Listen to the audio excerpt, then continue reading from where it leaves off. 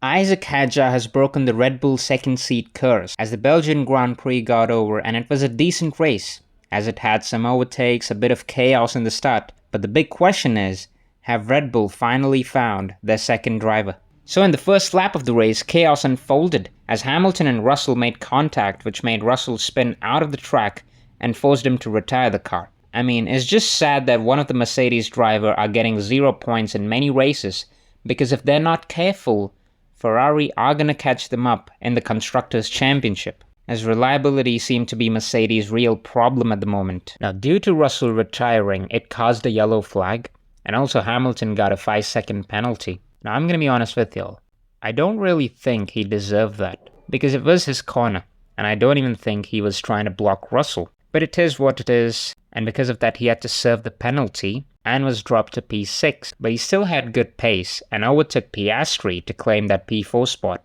later in the race.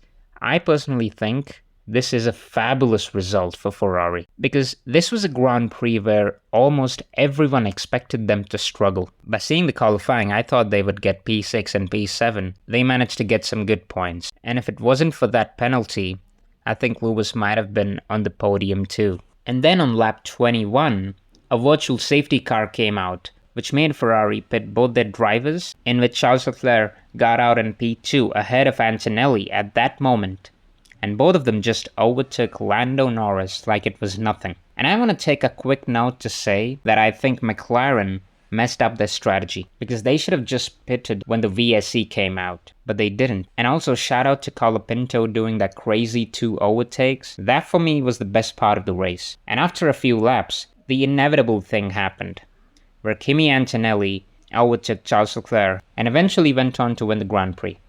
And I'm happy for Kimi, because he has had a couple of tough races after his winning streak ended, so yeah, he deserves it. But for me, the driver of the day was Isack Hadjar, because I think Red Bull have finally found their best overall second seat driver, who can score points, get those crucial podiums, and more importantly, also help Max Verstappen. Because Red Bull are not the best when it comes to making a good car in which both the drivers can drive and score proper points. But yeah, this season seems to be different, because Isack just did the unthinkable in the Belgian Grand Prix, because he received a 30th place grid penalty due to Red Bull fitting in new power unit components. And now, I don't know the exact regulations of F1, because there are a lot, but the most important thing is from where he started. He started from P22 and was in the last place, but I think he drove one of the best races of his career so far, because not only did he score points, but by lap 19, he was already in P7,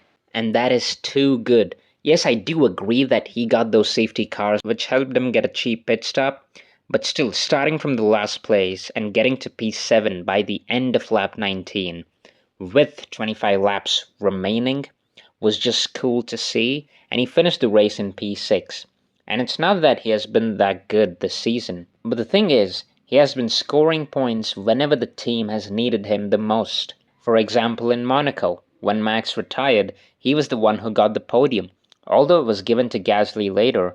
But still, he is doing some good stuff, and he has also qualified better than Max in some races, and he did qualify higher than Max in Silverstone, and when it comes to helping Max, he gave him a slipstream in Belgium qualifying, which ultimately allowed him to go to P2 by gaining that extra speed. Now, I'm gonna be honest with y'all, but when I first heard the word slipstream, I did not understand that at all. So you know what?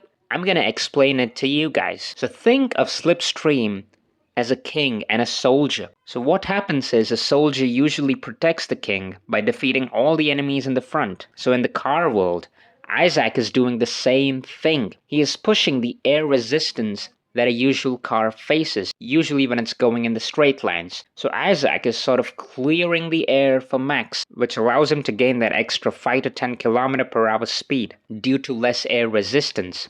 And due to that speed, he got P2. Now, I tried my best to explain y'all that, so if you understood it, then please leave a like. Anyways, I was happy for Max getting P2, but The thing is, even after getting slipstream and still you're not in pole position, that actually hurts a lot. Now that also shows how fast Mercedes really are this season. But coming back to Isack, he has everything what a good F1 driver needs. He is supportive, he can race hard, and more importantly, he doesn't have the pressure yet, because he is still learning. And he is second driver because Max can still compete for the championship. But Red Bull have always struggled to win the Constructors' Championship because of only one driver scoring them points. But in this year, it ain't like that, because out of the current 151 points scored by Red Bull, 60 points have been scored by Isack Hadjar. I just think that he hasn't been in the spotlight yet. I don't know why, but it's maybe because of how good others have been, like Lewis Hamilton is on his comeback tour after a bad year, and Kimi Antonelli, who has proved everybody wrong who questioned about his seat in F1. So Isack has to just get those couple of podiums and maybe win a race, you know? That would be cool though, because he is a Lewis Hamilton fan, and even I'm a Lewis Hamilton fan, so I'm gonna obviously support him. Okay? Now that is what he has to do in order to actually start getting noticed. Not that he isn't, but still like the big ones. So I think maybe in the upcoming years, if Red Bull really make a championship level car which is actually drivable for both drivers, then I think he can absolutely challenge for that championship. And I really hope he can. And anyways, I hope you enjoyed the video. If you did, please leave a like and subscribe my channel for more videos.